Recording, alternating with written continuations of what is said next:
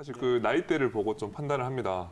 일단 나이가 일정 이상 고령이 되시면 협착증이 디스크보다 훨씬 흔하게 그 빈도수가 높아지거든요. 근데 협착증이나 디스크나 둘 다 신경통인 건 마찬가지인데 관리에 있어서 좀 차이가 있습니다. 특히나 협착증은 그 신경이 눌리는 부위가 그 신경이 이렇게 코드가 있으면 앞쪽에 눌린 게 아니라 뒤가 눌려요. 뒤가 눌리는 거는 무슨 의미가 있냐면 앞쪽은 운동신경이랑 관련되거나 감각이 많이 있는데 반해서 뒤쪽은 위치를 잡거나 균형을 잡는 데 관련된 그 신경들이 뒤쪽으로 지나가거든요. 그게 이제 그 척추 협착증 때문에 눌렸을 때는 균형을 잡는 게 잘 안 돼서 잘 넘어지거나 이제 그런 불편함을 호소하고 또 특징적으로 허리를 젖히거나 또는 계단을 내려오거나 언덕을 내려올 때 불편함을 많이 호소하시거든요. 그래서 이렇게 엎드려 있는 상태를 보면은 허리 뒤쪽으로 해서 이렇게 젖혀질 때 통증을 더 호소하거나 불편함을 호소하는 경우가 많아서요. 이런 경우 대부분이 복근이 약해지는 경우가 많습니다. 그래서 사실은 디스크가 있는 분들한테는 허리를 굽히면은 오히려 문제가 되지만 그 협착에 있는 분들은 허리를 젖힐 때 문제가 되고 이런 경우에 복근이 약하기 때문에 복근 운동을 많이 시켜야 되는데 그렇다고 연세가 40대, 50대, 60대 되시는 협착증 환자분들께 윗몸 일으키기를 열심히 하라고 시킬 수는 없는 노릇이죠. 그래서 보통은 복근 운동을 이렇게 하기 위해서 배에다 힘이 들어갔다가 힘을 뺐다가 하는 운동을 반복해서 하게끔 하고요.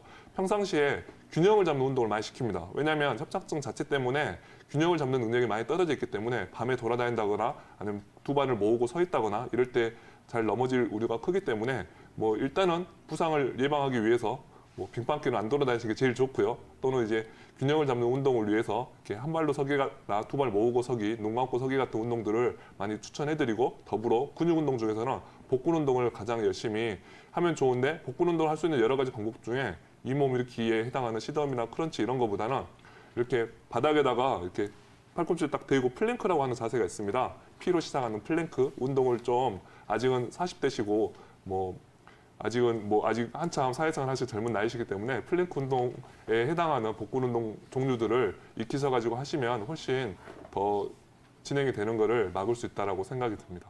네, 안녕하세요. 손목이 시큰거리고 아프신 것 때문에 잠을 못 주무실 정도라고요? 예. 고생을 많이 하셨네요. 예, 손이 음, 아침에 자고 있나면 빳빳하게 굳고, 음. 이 저녁에는 어떤 데는 잠을 못 자요. 지금 불편하신 게 예전보다 더 심해지고 계신 거예요? 아니면은 더 심해졌지요. 더 심해졌어요? 그동안 뭐 네. 병원에서 검사도 받아보고 하셨을 텐데요. 건강 받았고 이렇게 했는데, 그 처음에는 이게 손이 그래서 이제 병원에 가서 저기 일세를 찍고 네. 이렇게 해서 했는데, 류마티스 관절염이라고 그랬걸랑요. 어머니 손이 한쪽만 그러세요? 양쪽 다 그러세요? 양쪽에 한쪽에는 더하고 한쪽에는 덜합니다. 한쪽이 더하긴 한데 양쪽이 같이 그러시는군요. 예, 손가락도 불편하세요, 어머니? 예, 손가락도 아주 어떤 데도 숟갈지도 못하고 아무것도 못해요. 네, 알겠습니다, 어머니. 일단은 아침에 이게 더 증상이 심하시고 또 손가락이랑 손목이랑 같이 통증을 호소하시는 지금까지 정황으로 봐서는요. 이전에 다른 네. 병원에서도 아마 류머티스 관절염으로 진단하고 치료해 오셨을 것 같아요. 류머티스 네. 관절염은 사실은 혈액 검사상으로 류머티스 팩터라고 하는 그 혈액 검사 소견이 나오면은 그냥 확진을 하거든요. 이전에는 네. 여러 가지 증상들을 조합을 해가지고 그 조합에 맞으면 류머티스 관절염 이렇게 표현을 했는데 사실 한의학적으로도 오래전부터 그런 표현들이 있어 왔어요. 예를 들어 호랑이한테 물린 것 같다는 형태의 관절 통증을 백호 역절풍이라고 해가지고 주로 손 부위에 나타나고요. 이게 류머티스 관절염의 특징이 꼭 손뿐만이 아니라 무릎이나 어깨, 허리, 발가락 이렇게 다 나타날 수 있는데 주약에 꼭 손가락이 포함된다는 게 특징이 있어요. 근데 어머님께서 지금 이것 때문에 주로 치료는 어떤 걸로 하셨어요? 뭐 약을 드셨어요? 아니면 물리치료를 받으셨어요? 저기 한의원 가서는 주로 침 맞으시고? 침을 맞았어요. 그러셨군요. 일단 어머니 침 치료를 같이 하시는 거 물론 바람직하고 좋은데요. 손가락 네. 관절에 그 사실은 류머티스 인자가 해소되지 않는 이상은 계속 그게 반복이 돼요. 그게 어머니가 네. 어떤 개인적인 노력을 한다는 게 쉽지가 않아서요. 네. 사실 예를 들어 약 처방을 받으면 좋습니다. 류머티스 관절염에 해당하는 한약재들이 되게 많아요. 지금 뭐 의원 가서도 지금 연세를 보면은 뭐 여러 가지 약을 이미 드셔보셨겠지만 한의원에서 사용하는 이럴 때 쓰는 약 처방들이 다양하게 있으니까요. 이거 직접 상담 받아보시면 좋고요. 이거 네. 손가락이 아침에 특별히 심하고 하는 거는 그 개선해 줄 수 있는 침 방법들이 관절염이나 별개로 목이나 이런 데 특정한 혈자리들이 있거든요. 이제 그걸 같이 받으면 좋은데 지금 치료받고 있는 한의원에다가 약물 처방을 네. 한번 받아보겠다고 말씀을 하셔가지고 지금 네. 뭐 혈압 당뇨가 있으신지는 모르겠지만 예, 관련해서 혈압 당뇨 있어요. 둘 다 있으시죠? 혈압 당뇨가 있으셔 당뇨 있고 저기 얼마 전에 네. 심혈관 수술 받았어요. 수술도 맞으셨군요. 그래서 아마 네. 약 쓰기가 되게 조심스럽고 했을 거예요. 근데 이거 네. 관련해가지고 근처에서 처방을 같이 조절을 받으셔야만이 해결됩니다. 그냥 뭐 운동이나 네. 이런 것만 가지고 수술 안 해결될 해도 부분은 아니에요. 되겠습니다. 류마티스 관절염 어머니 수술할 병은 아닙니다. 네. 네, 수술할 상황은 아니에요. 그 병원을 몇 군데 한의원을 좀 돌아다니면서 치료하셔야 될 것 같습니다.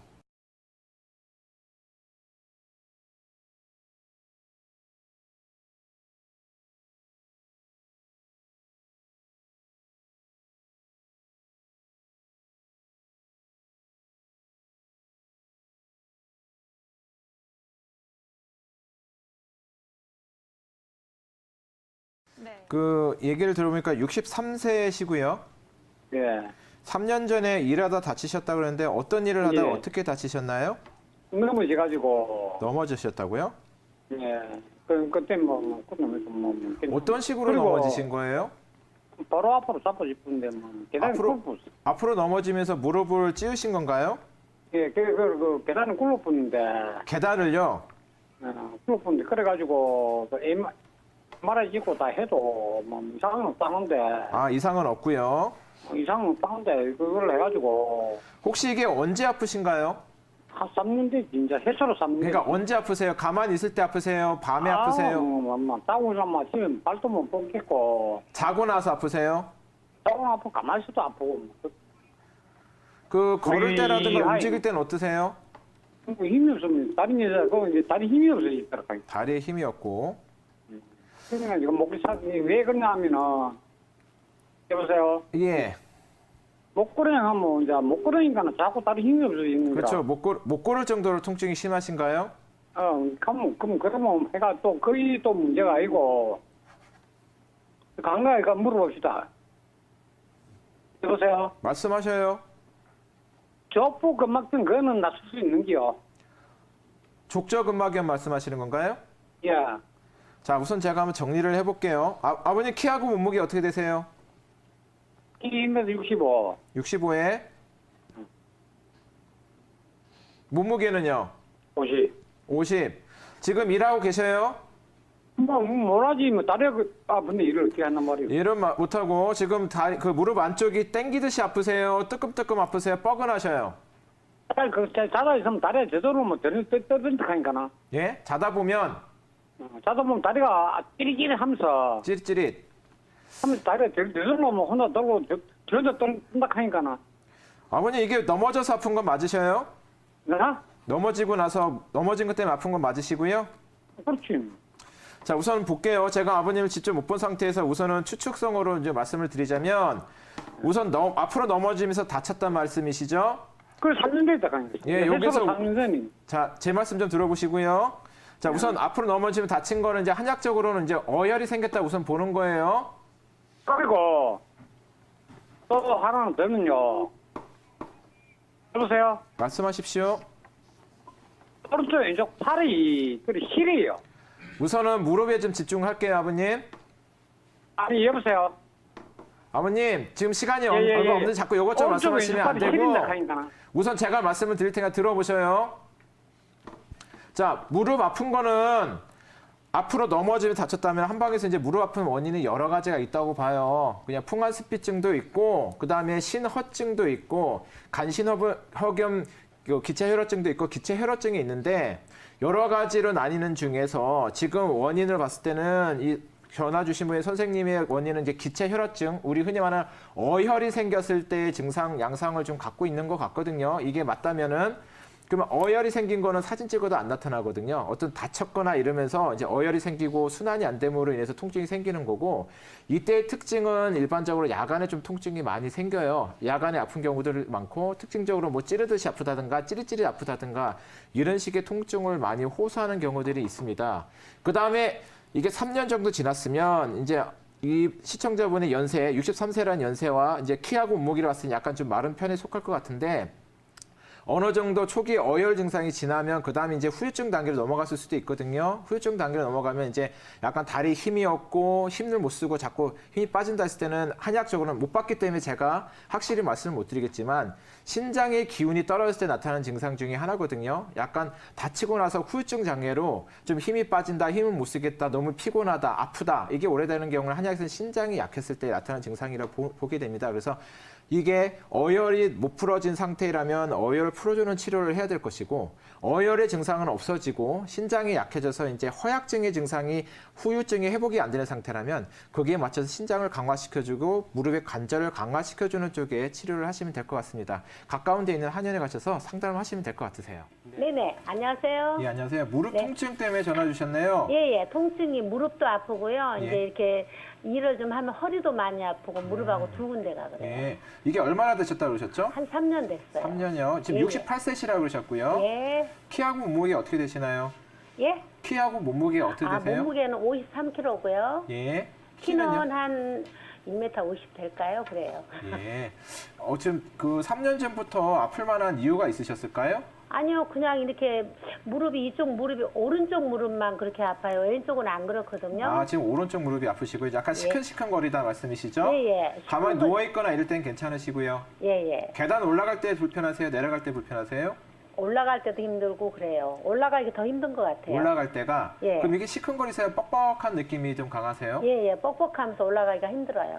자, 이게 무릎 아픈 건 이제 원인이 뭐 여러 가지가 있는데 예. 우선은 전 두 가지를 좀 예상을 하는데 첫 번째는 예. 아무래도 이제 연세도 있고 68세시라는 연세도 있고 이제 예. 3년 정도라는 장기간의 기간을 봤을 때는 가장 먼저 의심할 수 있는 거는 우리 흔히 생각하는 퇴행성 관절염, 무릎에 예. 연골이 닳았을 때 나타나는 증상 예. 요거를 제일 먼저 의심을 하게 되고요. 예. 퇴행성 관절염의 치료 같은 경우는 저는 환자분들한테 항상 말하는 게 있습니다. 퇴행성 관절염은 완치는 안 된다. 예. 단 그 증상이 진행되는 걸 최대한 막아주고 이 상태에서 생활하는 게 조금이라도 수월하게 하기 위해서 치료를 하자. 예. 요게 이제 목표가 될 거고요. 두 예. 번째는 어머님이 이제 몸무게가 아주 많이 나가신 편은 아닌데 예. 증상 양상 호소하는 것 중에 약간 이제 근육통 양상도 좀 갖고 계시는 거거든요. 예. 퇴행성 관절염뿐만 아니라 이제 무릎 위에 이제 우리가 계단을 올라가거나 이렇게 움직일 때 잡아주는 이제 그 대퇴사두근이라든가 큰 근육들이 있어요. 예. 그 근육의 긴장도 약간 갖고 계신 것 같으세요. 그래서 예. 이제 약간 뻑뻑하게 아프다든가 뭐 예, 약간 힘들어요. 올라가기가. 예, 올라가기 계단 힘들다든가 예. 이런 부분들이 있기 때문에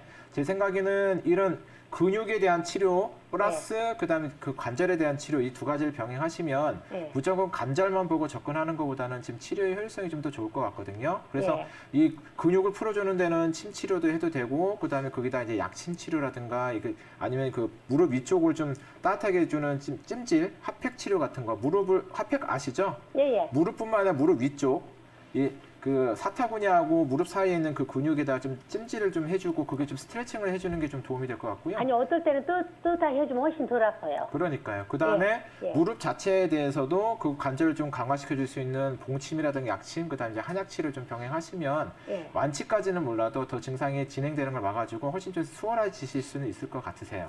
아무래도 그 항백 자체가 찬 성질의 약재입니다. 그 하초 습열을 없애준다고 해서 아래쪽에 있는 습열, 그 열을 좀 없애주는 효과가 강하다 보니까 아무래도 좀 몸이 좀 차고 소화력이 좀 떨어지는 분들이 드시게 되면 좀 소화장이라든가 좀 변이 묽어진다든가 이런 증상이 좀 나타날 수가 있습니다.